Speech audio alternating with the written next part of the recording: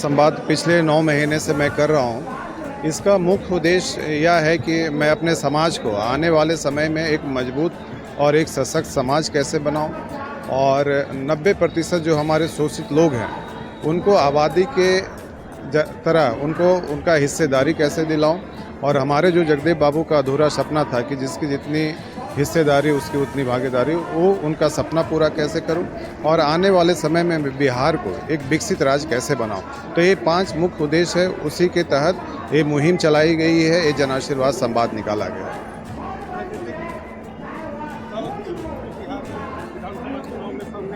बिल्कुल हो सकता है। पहले तो मैं सामाजिक क्रांति ला रहा हूं और सामाजिक क्रांति के बाद मैं राजनीतिक क्रांति भी लाऊंगा, ज़रूर लाऊंगा, क्योंकि जब तक हम राजनीतिक में नहीं आएंगे, जब तक हमें अपनी आबादी के हिसाब से अपनी हिस्सेदारी नहीं मिलेगी। तो गांधी मैदान में एक बहुत बड़ा ऐतिहासिक रैली मैं करने जा रहा हूं और उसका तारीख आज मैं यहाँ घोषणा भी करने वाला हूं। 25 मई 2025 को मैं गांधी मैदान में एक ऐतिहासिक रैली कर रहा हूं ताकि आने वाले समय में हमारा समाज एक मजबूत समाज बने और बिहार को हम एक विकसित बिहार बनाने का काम करें। बिहार में जी, आपकी पार्टी क्या?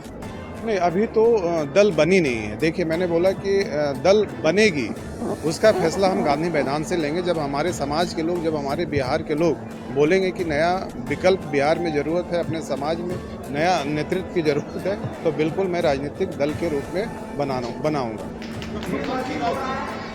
नहीं, अभी देखिए, जो हमारे विचारधारा के साथ आएंगे उनके साथ हम अलायंस में जाएंगे, जो मेरे विचारधारा के साथ नहीं आएंगे उनके साथ हम अलायंस में नहीं जाएंगे। जी, थैंक यू।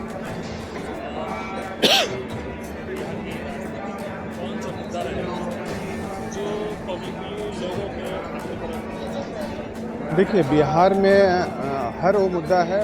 बिहार को हम एक विकसित बिहार बनाना चाहते हैं, क्योंकि हमारा जो बिहार राज्य है वो दूसरे राज्य के अपेक्षा काफ़ी पिछड़ा हुआ राज्य है। चाहे वो शिक्षा का क्षेत्र हो, चाहे रोजगार का क्षेत्र हो, चाहे वो व्यवसाय का क्षेत्र हो, चाहे वो कानून व्यवस्था का क्षेत्र हो और चाहे वो पलायन की बात है। आप देख रहे हैं कि बिहार में सबसे बड़ा जो आज के टाइम में बिहार जो राज्य है, सबसे बड़ा एक्सपोर्टर, सबसे बड़ा सप्लायर मैन पावर का बन गया।